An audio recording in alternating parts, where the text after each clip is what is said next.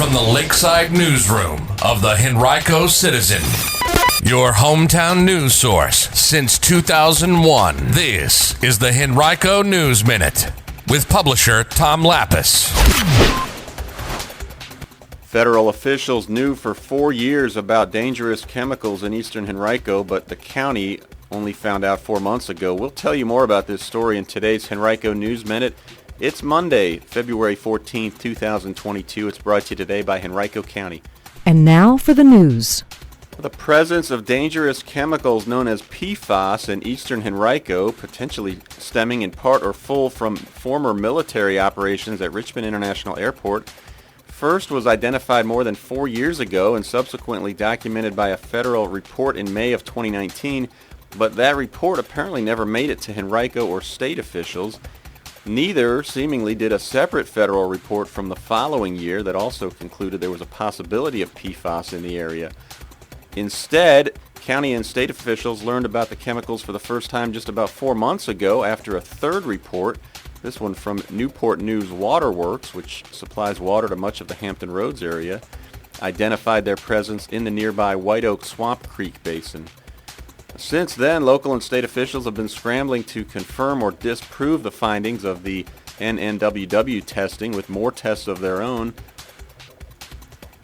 And on that front, there is now some good news. Most of the 260 private wells that are located near the swamp that have been tested by Henrico County in the last couple months have shown no signs of PFAS, while all but a handful of the ones that did show those signs produced levels far below the U.S. Environmental Protection Agency's lifetime health advisory level of 70 parts per trillion.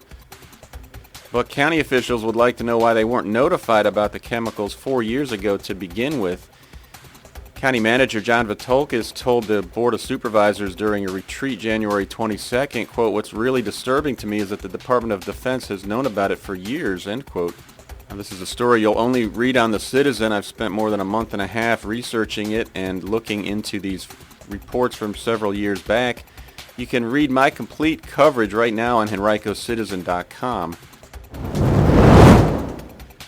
There's more drama in the far West End related to masks in public schools. Signs last week reading "Unmask the Kids" have popped up and also disappeared throughout the far West End in the Deep Run High School area.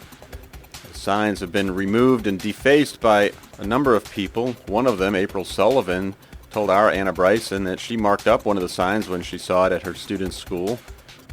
Signs of any type in medians or public library or school's properties are unauthorized, according to Steve Yob, the Deputy County Manager for Community Operations. Usually county workers will take them down, but Yob said it's not illegal for anyone to remove an unauthorized sign on public county property.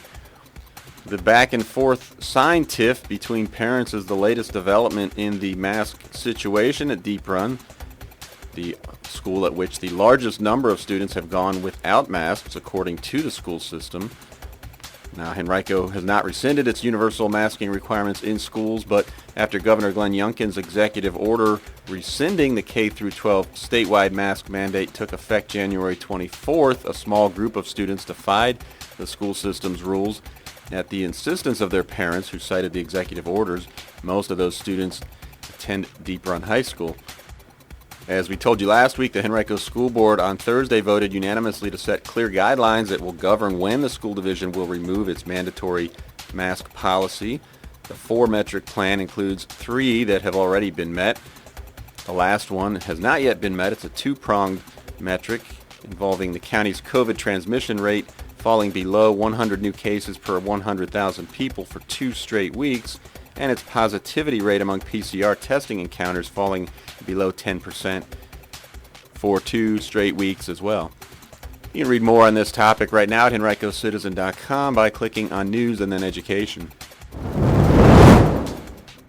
Well, on Saturday, Henrico County officials dedicated a section of road in Innsbrook to the late developer of the corporate center, Sidney Gunst Jr., who died last year.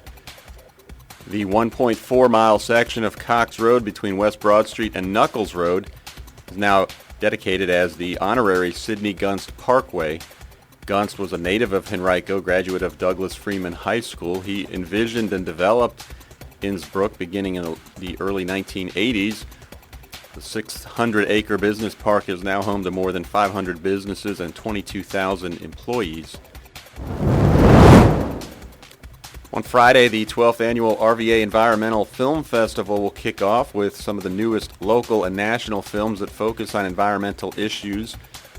The festival will continue through March 4th with mostly virtual events, but there will be 6 in-person events hosted by EFF partners. All films during the festival are free to attend, but pre-registration is required. Now, on February 26th, the Libby Mill Library will host Motherload, a crowdsourced documentary in which the cargo bicycle becomes a vehicle for exploring motherhood. The film will be shown that day at the library from 10 a.m. to noon. Another in-person showing will be held February 28th from 7 to 9:30 p.m. at the University of Richmond's UCrop Auditorium. That film, Inhabitants, an Indigenous Perspective, portrays native communities that are restoring their ancient relationships with the land. Then on March 2nd from 6:30 to 8:30 p.m., Tuckahoe Library will host The Guardians, a cinematic meditation on life and death that parallels the lives of humans and the monarch.